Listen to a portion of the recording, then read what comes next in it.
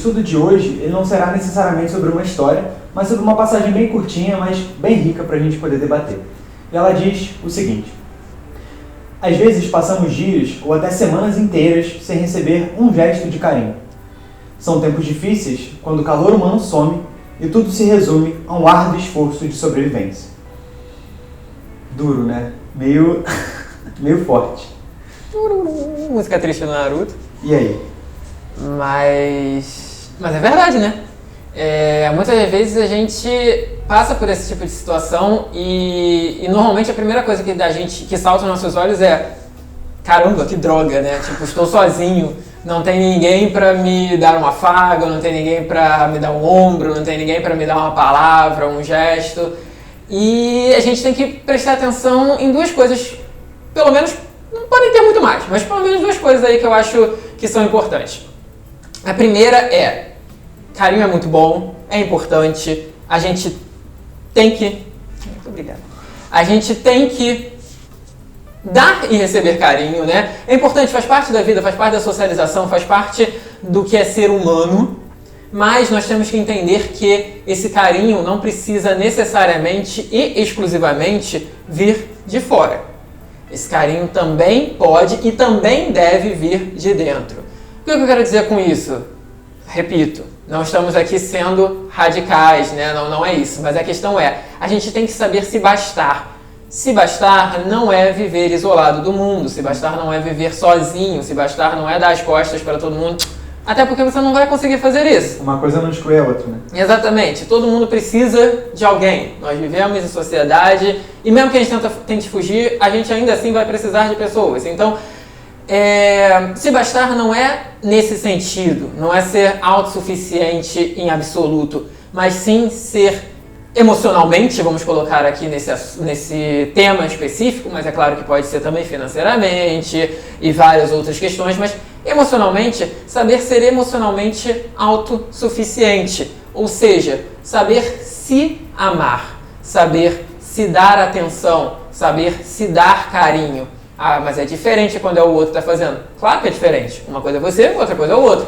Mas é o primeiro passo. Se você não se ama, como você pode querer que alguém te ame? Se você não ama alguém, se você não demonstra carinho por alguém, não demonstra afeto por alguém, como você pode querer que alguém demonstre carinho e afeto por você? Então, essa é a primeira coisa importante que essa passagem, vamos colocar assim, como o João disse, não é uma história, que essa passagem nos traz. E aí, dentre as coisas que o Patrick falou, uma coisa que se desdobra e que é muito interessante é que, como ele muito bem disse, todos nós precisamos de ajuda.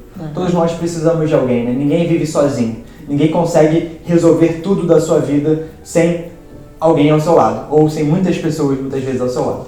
E aí, é óbvio que não com o interesse de receber em troca, mas se torna fundamental que a gente saiba, ao longo da nossa vida, regar as nossas relações, que a gente saiba cuidar das nossas relações, que a gente saiba, como diz a passagem, também dar carinho, e não só receber esse carinho. E por que isso é importante? Porque, por vezes, a gente tem algum tipo de destaque, a gente tem algum tipo de, enfim, de valor, pelo menos socialmente falando, e a gente acha que as pessoas estão ali para nos servir. A gente acha que as pessoas estão ali só para atender às nossas necessidades. E é óbvio que quando a gente age dessa maneira, a gente faz com que as pessoas se afastem da gente. E, em determinado momento, como a gente já reforçou aqui várias vezes, a gente vai precisar de alguém. A gente vai precisar que alguém estenda a mão, que alguém nos ajude a resolver um problema. Seja no final da vida ou seja mesmo enquanto a gente ainda é jovem.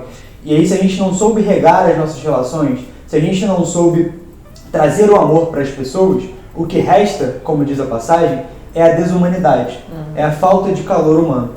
E aí é claro que isso vale para as nossas relações individuais, mas isso também vale para a maneira com a qual a sociedade se estabelece. Porque se a gente perde o carinho, se a gente perde o olhar fraterno, se a gente perde o cuidado com as pessoas, e talvez até com as pessoas que estão muito distantes e que vivem realidades muito diferentes das nossas, a gente, sem perceber, permite que a desumanidade se instale. E aí o que nos resta, ou o que resta muitas vezes para essas pessoas que vivem numa situação mais difícil do que a nossa, é lutar pela sobrevivência. É viver ausente de qualquer tipo de calor, de qualquer tipo de carinho, de qualquer tipo de dignidade.